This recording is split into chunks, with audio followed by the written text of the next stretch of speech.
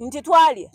kati nno ekiŋŋaanya okwogera ku FDC yaliwo lwa nsonga ezo lwakuba saagala zigenda diipu ensonga z'okulya saagala zigenda diipu kuba abaasigalayo ekibinja kyali kitole nga bw'omanyi nti FDC was the ruling opposition party ne Besigye has been the ruling opposition leader kaakati ensonga eyo omukulembeze yenna abeera anoonya engeri gy'anafuya opposition FDC yali tenyenyenyezeka kaakati abamu we bakkiriza okubanyeenya bano abalemera ku mazima all the aims and goals and objectives of PFF ze zaali mu FDC kubanga bali bakkiriza okubanyeenya bano ne bavaayo nti ffe tetujja kunyenyezebwa tuyimirira ku mazima tuyimirira ku democracy tuyimirira ku freedom for all tuyimirira ku equality tuyimirira ku service delivery those are the aims of the goals and the mission of PFF ne bavaayo era ze batambulirako kati the stakeholders and the prominent leaders of abali mu FDC kwe kukola Salama Musumba abakyala abo ab'amagezi olina gy'ogenda okubajja kwe kuvaayo kwe kukola PFF egumidde mukyala Naava yeesimbyewo eggombe ku bwa meeya kyogezaako okuwa abatulaba eddakiika eno nti FDC yasigaza bantu bali awo batalina nsa yasigaza bantu abagulibwa abantu be baawa akasente kwegamba ab'omugaso oba ab'omulamwa ne badda mu PFF kyogezaako gamba abatulaba okyogedde kubanga out of your words kyolinga ogamba okyogedde yasigaza abantu abasobola okusindiikirizibwa oba okuggyibwa ku mulamwa do not participate in political activities the way you were participating in them. Naye ng'okirambuludde bulungi kye sisobola kuddamu. Togamba Amuriat baamuwa ekibaasa.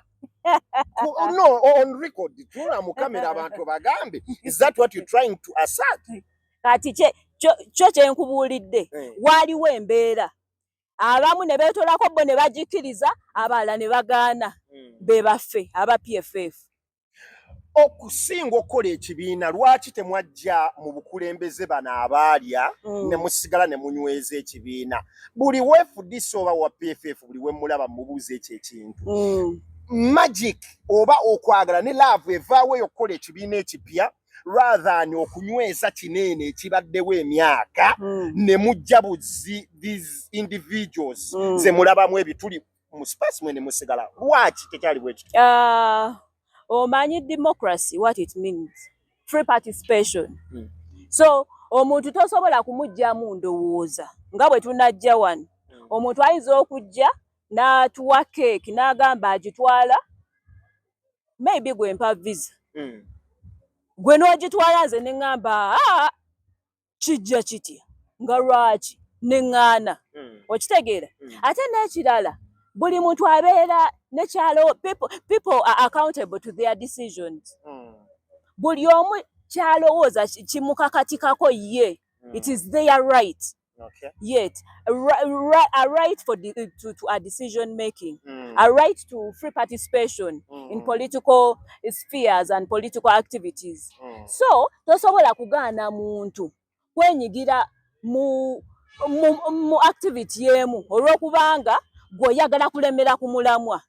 okitegeera ekintu ekyo they have a right because they know we came to liberate Ugandans but they have chosen to go the other way. They have chosen not to participate fully. They have chosen to go off from the goals ze baaliko so nga tubaleka ffe nga tukontinuinga with the goals ze twasalawo. Kiki kyoyinza okugamba president wa FDC saawa zino Nandala Mafaabi n'amuli atsawa zino bali mu kutambuza FDC? Every decision you make you will be accountable for that decision.